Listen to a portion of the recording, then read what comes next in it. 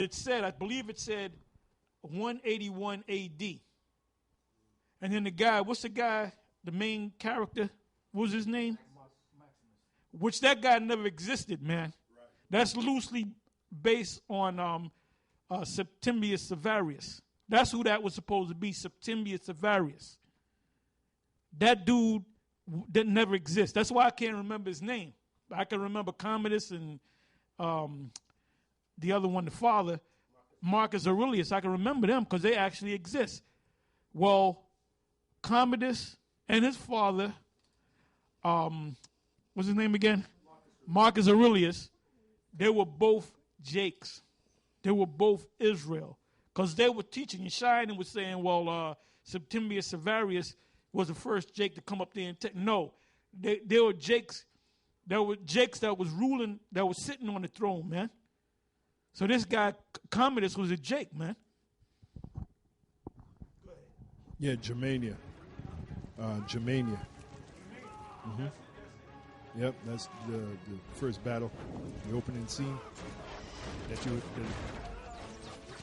No, this is just the opening scene of Gladiator. Yeah, Khan. Yeah, go ahead. Yeah, Khan. That movie I was talking about was Miracle at Santa Ana. You know, that's a Spike Lee joint. You know that basically showed. You know, you had I believe it was during World War II or World War I. You had those Jake soldiers. World War II. Yeah, Jake soldiers. You know, and then one of the Jake soldiers ended up popping. You know, the chick, and he even spoke the Italian language. You know, he was popping the Italian chick. You know. So what do you think happened? Eventually they had a child, and that child came out looking lighter. You know, and then that child may get with another Italian woman, and so on and so forth, till you can't discern that the child is a Jake. It looked like a Edomite. You know, so that's happened all throughout history. You know, you have Israelites that look like Moabites, Israelites. I think it just happened in our time. Back then it was unheard of. Man, there was a lot of mixing going on back there, man. Anyway, let's go back to this video. And we got to be properly, scripturally mature enough to deal with these situations. Okay? Because and they're going to throw, we're racist, we're going to throw all of that. You're not mature enough. So you're not mature enough because you wouldn't have had to double up in there in the first goddamn place. So that shows you that you're not mature enough. Go ahead, Ak. We're dealing with a situation of a brother who's a Gentile who got kicked out because of that, and he called us once to reach back to us. So we had dealt with this in the past. So, but as a whole, as a nation, this is going to increase because eventually all nations are going to be, a large portion of Gentiles are going to come to us and say, surely our father inherited lies. And things are no profit. That's the whole book of Isaiah. That right there back at the one West, they used to teach that. It's talking about the other nations. It's talking about Israel, man. Let's go to that and give me that in Jeremiah. You know what it is offhand? Surely our fathers inherited. All right, this is the book of Jeremiah chapter 16, verse 19. It says, O Lord, my strength and my fortress and my refuge in the day of affliction. The Gentiles shall come unto thee from the ends of the earth and shall say, surely our fathers have inherited lies, vanity, and things wherein there is no profit. You know, so pretty much that's talking about Israelites because the other nations, their gods are what? Idols. Yeah, so that's what they had from the gate. What happened? One of the clues is shall come unto thee from the ends of the earth. Why? Because the Lord had scattered the Israelites over what? Over the whole earth. Yep. From one end of the earth. Isn't that what it says in the curses?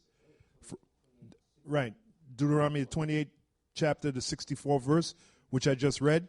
From one end of the heaven even unto the other. Yeah, this guy, Baloo, just put a comment.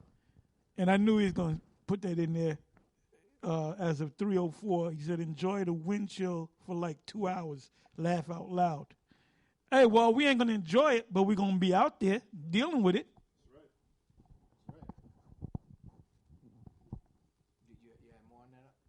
Oh, no, that was it. The comment I wanted to make was one of the clues that the Gentiles here is talking about Israelites is it says that the Lord will, they shall come unto thee from the ends of the earth and shall say, surely our fathers have inherited lies.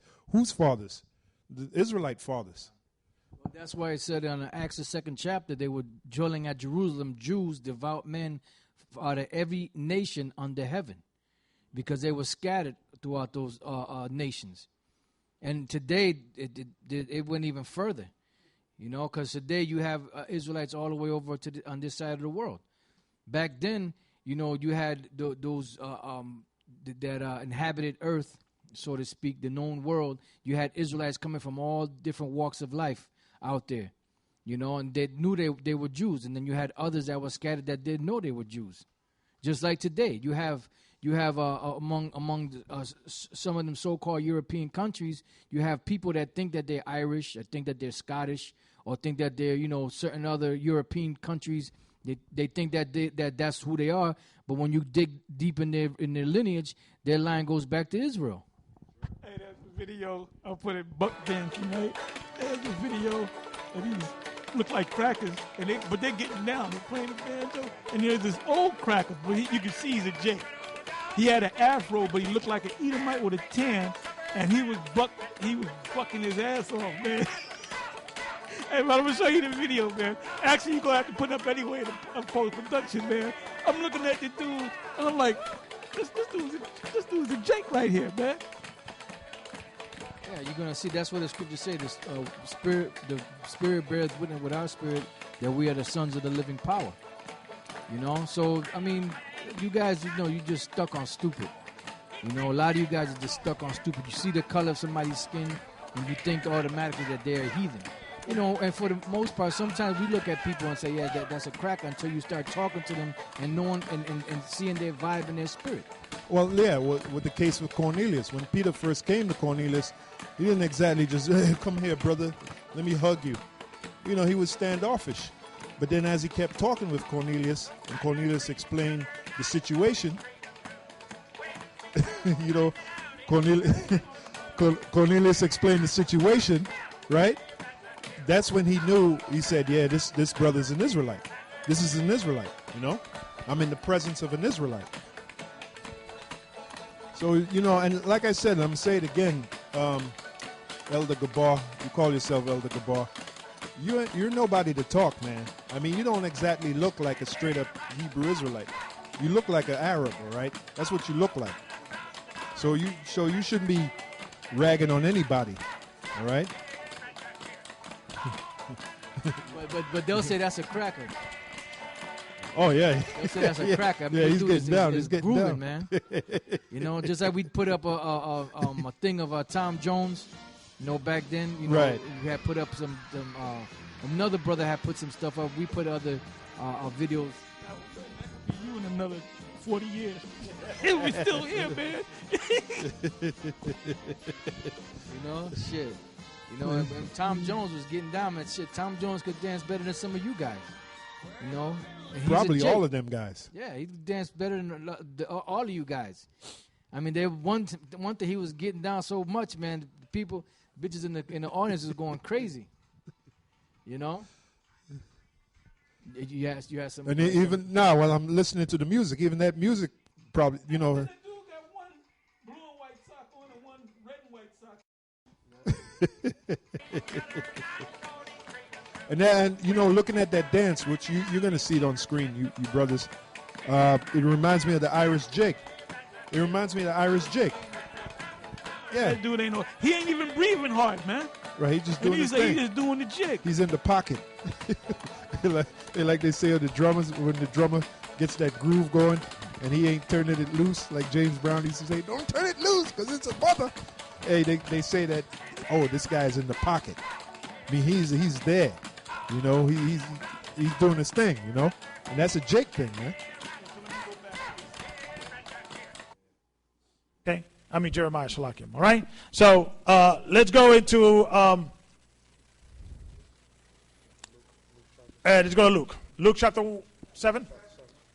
Let's see what Luke 7 says. Chapter 7, verse 1. Yeah, verse 1. Okay, let's see what that says there.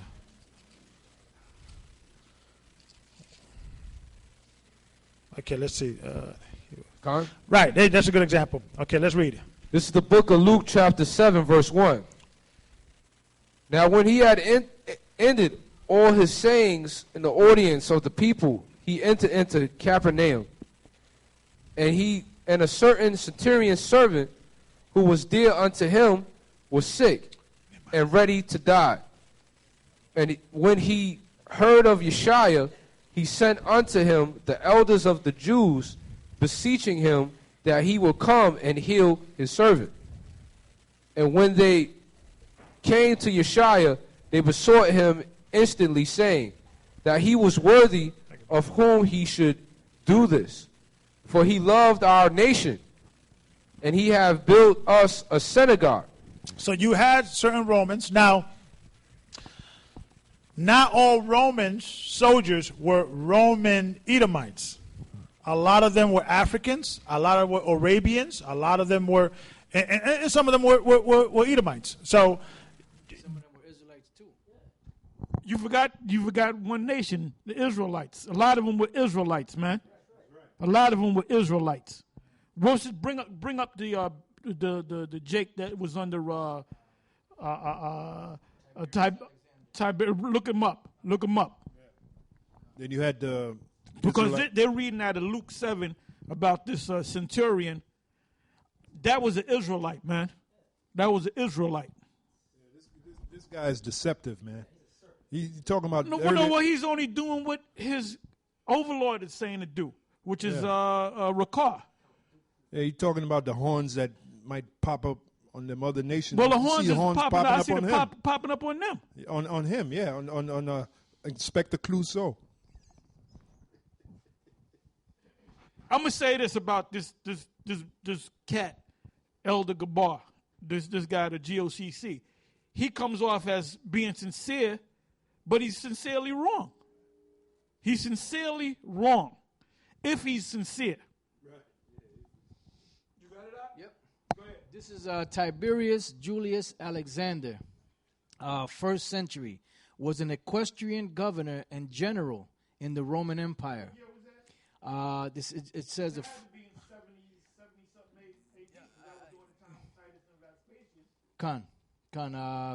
it said he was born into a wealthy. Before you read on, this is around about the time of 70 A.D. because he was the one that led the charge to come against Israel, and you're gonna find out something about this guy, which proved that you had Israelites in higher positions during the time of the Apostle Paul and them, during the time of the apostles. You had, when Yahweh Shah was on the scene, you had Jakes that had higher positions, man, like they do now. In this society right now, Babylon, who's the highest guy of the land? Barack Obama. You have Jake judges, you have police chiefs among Jake in this society. You got senators, you got Congress people, you got mayors. This is it says this is again Tiberius Julius Alexander. He said he was a governor and general in the Roman Empire, born into a wealthy Jewish family of Alexandria that was in Egypt, but abandoning or neglecting the Jewish religion. He was basically like a heathen, but he knew he was an Israelite. He said he rose to become procurator of Judea for. He knew he was an Israelite. There was Israelites out there that didn't know that they were Israelites, that maybe they were some form of black Greek or something, that found out, that woke up to the fact that they're Israelites. Case in point, this centurion that this cat is reading about in Luke 7. It says he was procurator of Judea 46 to 48 A.D. under Claudius. While prefect of Egypt 66 to 69 A.D., he employed his legions against the Alexandrian Jews. Who employed his legions? Tiberius Julius Alexander. It says legions with an S. plural. How much is one legion? Anywhere from 5,000 to 7,000 men. So this guy was a top-ranking general. He had charge over thousands of soldiers, and he was a Jake. That's why ultimately the Jakes became Caesars, man. It says he employed his legions against the Alexandrian Jews in a brutal response to ethnic violence, and it was instrumental. It says and was instrumental in the Emperor Vespasian's rise to power. In 70 A.D., he participated in the siege of Jerusalem as Titus' second in command, and that's a goddamn lie. That he says that he was a second. He was a second in command, but he was the one instrumental in setting. Second in command by rank. That's right. Because Titus, the son of Vespasian, he was a general. Because a lot of those emperors were generals. They were commanders, captains, generals, different offices. They became part of the Praetorian Guard, Senate, a lot of Senate, and what was over Senate was a council. And then the next step above council was the emperor himself, the Caesar. So that's how Jake got into that rulership role. Yeah, and the reason why Tiberius Julius Alexander was there was because this guy Titus was a greenhorn. You know, he had no experience in them types of battles. So Vespasian, out of all his generals, he got the credit. And Vespasian, out of all the generals that he could have sent, he sent this Israelite. You know, and he was the one instrumental in the siege against Jerusalem. He did a lot of wickedness, you know, against Jerusalem, and he was a top dog. And he knew he was an Israelite. Yeah, and he knew he was killing his own people. That's right. You know, all my people are wicked men. Yeah, well, look at Nate. You know, look at what Nate's doing. Yeah, he puts guys that's innocent in the joint. Yep. I got another example for you, Cletus the Black. Oh, yeah. Underneath Alexander the Creep. I'll just go right to the point. Cletus the Black, which he was a Jake, was an officer of the Macedonian army led by Alexander the Great, which we call him Alexander the Creep. He saved Alexander's life at the Battle of Granicus, and was killed by him in a drunken quarrel several years later. That's what you get for shaking hands with the devil. Cletus was son of Dropides and the brother of Alexander's nurse. So that's another example of an Israelite in Esau's army. In this case, Alexander the Creep. Yeah, because you had Israelites that came up among them Greeks, and they took on themselves Greek names. Like if you go to Romans, the 16th chapter, Paul was speaking to all these different saints, and they all had Greek names. All right? I think one of them was named Claudia or Claudius. Yeah, and it said that there's records where there are many of those Israelites, you know, Jews that were in Caesar's military, but they go unrecognized because a lot of them had Greek and Latin names. You know, so if a so-called rabbinic source doesn't authenticate them as being a Jew, then it goes unrecognized. They don't recognize it. But there were a whole lot of Israelites in the military of the Romans. Just like you got today a bunch of Israelites in the American military, and a lot of them are generals. They have top ranks. You know, drill sergeants. Brigadier generals, all right. What's this guy? The guy that was almost going to be president. The dude from Colin Powell. He was a top general, man. That's right. You know, so I mean, all them people that was back there, they were Israelites. But the problem was, you know, you had some of those people. They didn't live in the land of Israel. They lived outside of the land of Israel.